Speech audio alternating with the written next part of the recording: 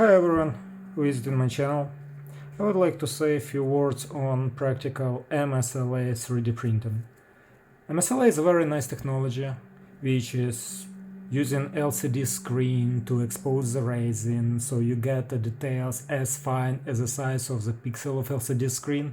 Like nowadays you can get models having like 50 microns of voxel for like under $400. And it allows you to print very fine details that people who do art like to print figurines just love it. But what if you want to do some practical 3D prints and you might be disappointed at first when you get 3D printer, MSLA printer, because most of the resins are made just for art and they are not designed to withstand physical loads. But there are some resin and some of them are very affordable to allow you to do nice, precise, practical 3D prints. Here is an example of electronic device enclosure I made for my personal project, made on FDM. And you see it looks really ugly. Buttons are like barely visible. Yeah, so it's not pretty at all. Not pretty at all, right? And let me power this off. It's a battery powered device. And look at this one. And the main reason I got MSLA printer is because this guy is using uses an optical sensor, which is not really a CCD or imaging sensor. It's just a photodiode on the back. But I really wanted to save on weight because the thing is aimed to be mounted on a drone, and I really wanted to save on weight to make like as lightweight enclosure as possible. And just check this out. MSLA can easily do threads with the correct resins. You can easily do threads of this like M12 standard M12 CCTV thread, I believe 0.5 pitch. Looks really awesome and it works really awesome. So I just discovered that Serraia built resin just works bad for me, and I now got to the point which I'm with this specific resin I am getting 0 failures. It's a little bit brittle on impact, so you can crack it quite easily.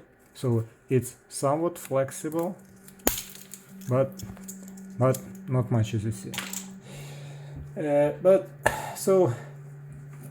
So I got the first one I got is this one, Serraia build. So I've tried the first one I've tried was blue, and it looks nice. It has nice, cool. You maybe seen already videos on other videos on YouTube. It has nice color to it, very emerald, like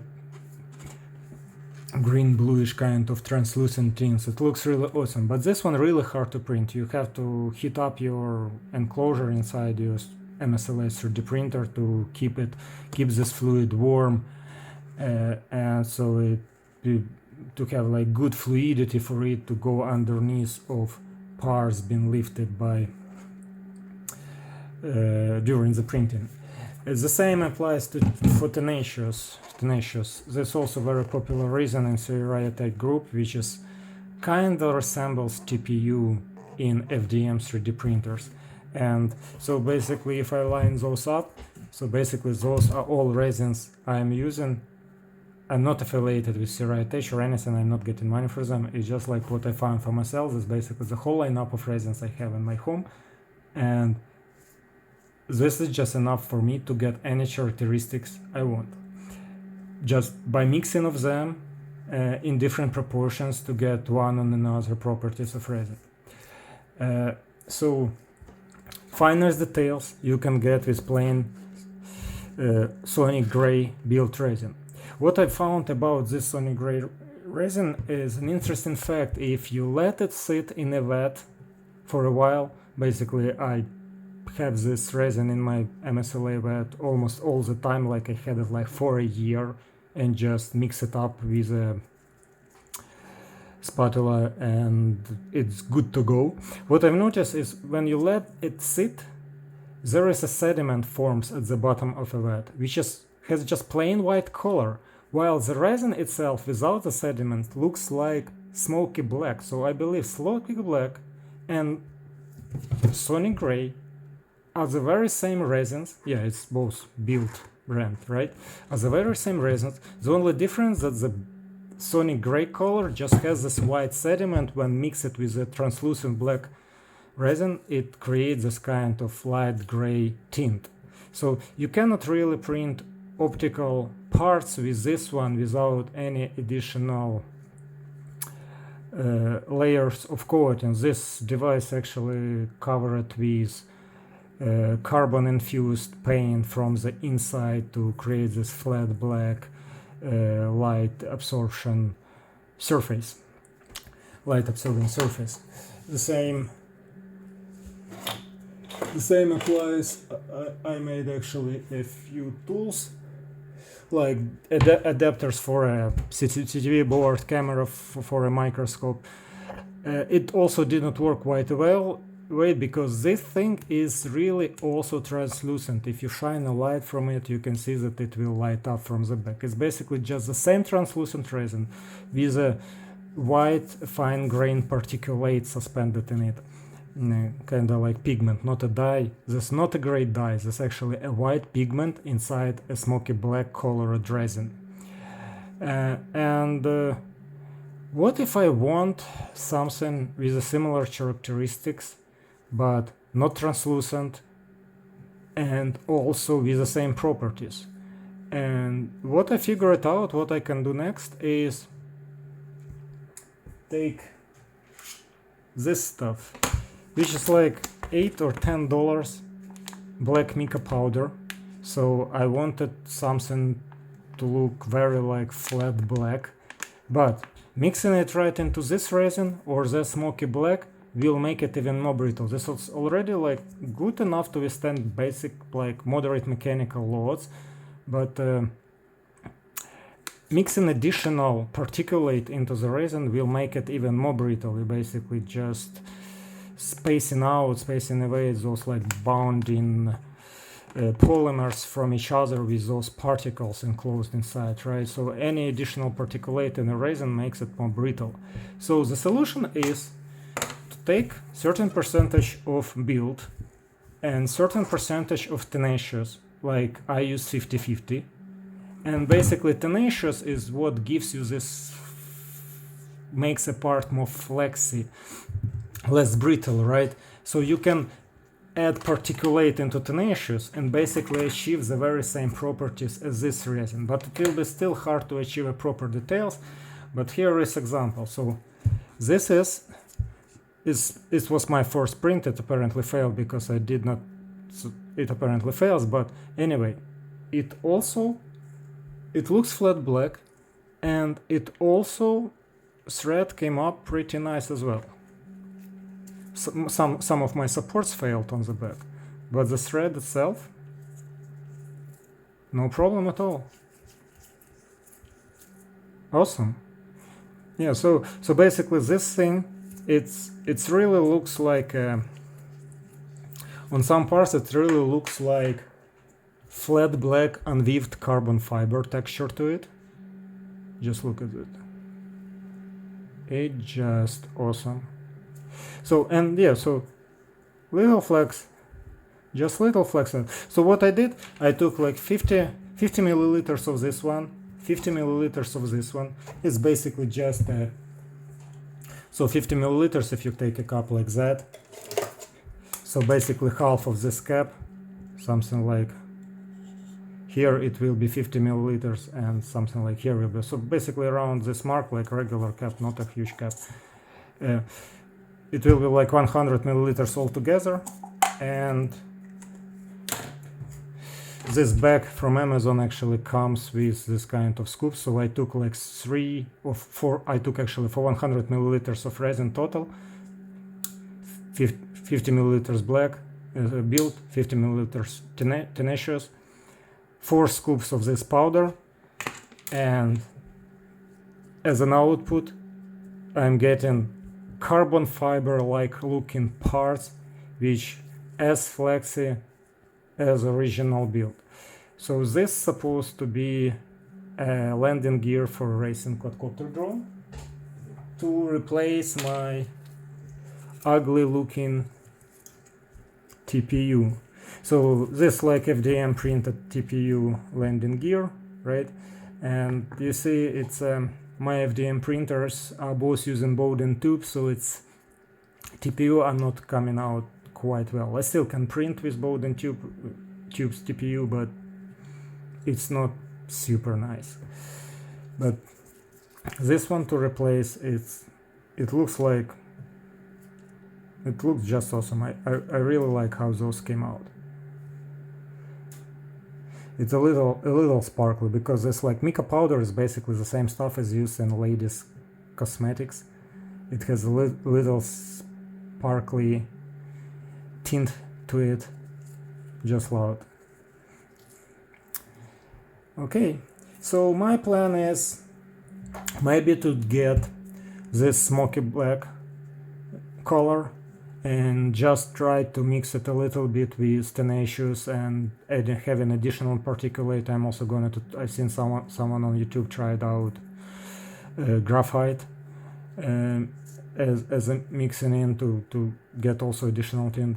But overall, basically those are everything you need. I basically don't think you even need a blue resin. Basically, just mixing proportions of tenacious and build, you can get like vary between any flex you want, and if you get those both fluids in a translucent form like smoky black and this one translucent, you can use any kind of powder to mix in, or any color of this Mica powder to get a color whatever you like.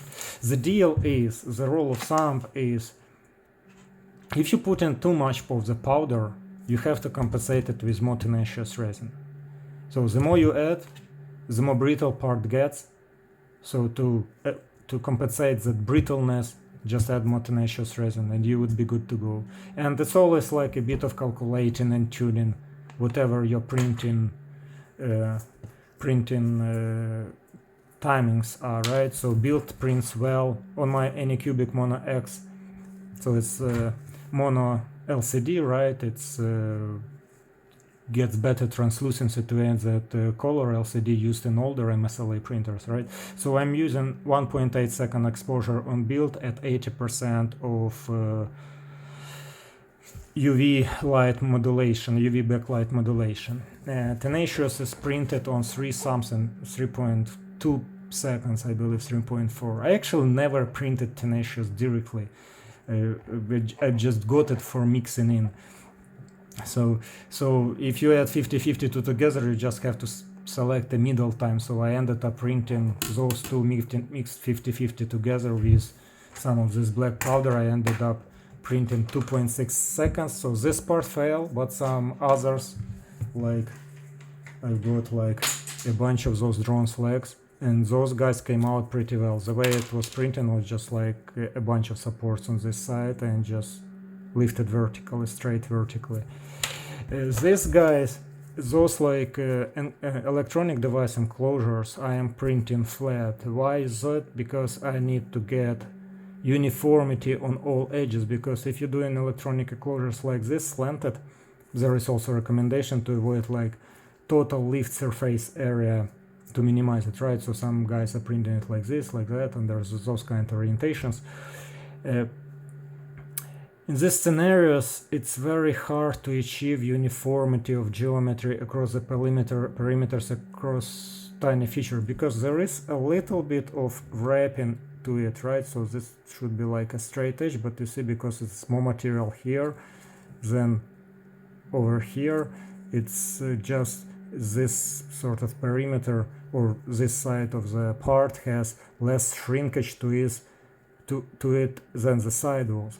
So to get a proper uniformity of the sidewalls, I had to print this part vertically like that. So I had like a ton of supports. You see those, right? So I had like a ton of supports all around the walls, all inside, all fillet inside, from like with quite a high density to get this lifted properly and not to fall off. And basically the very same print with on this mixed in powder just failed because I really used too much powder, I believe. 4 scoops of this per 100 milliliters. It's appears too much.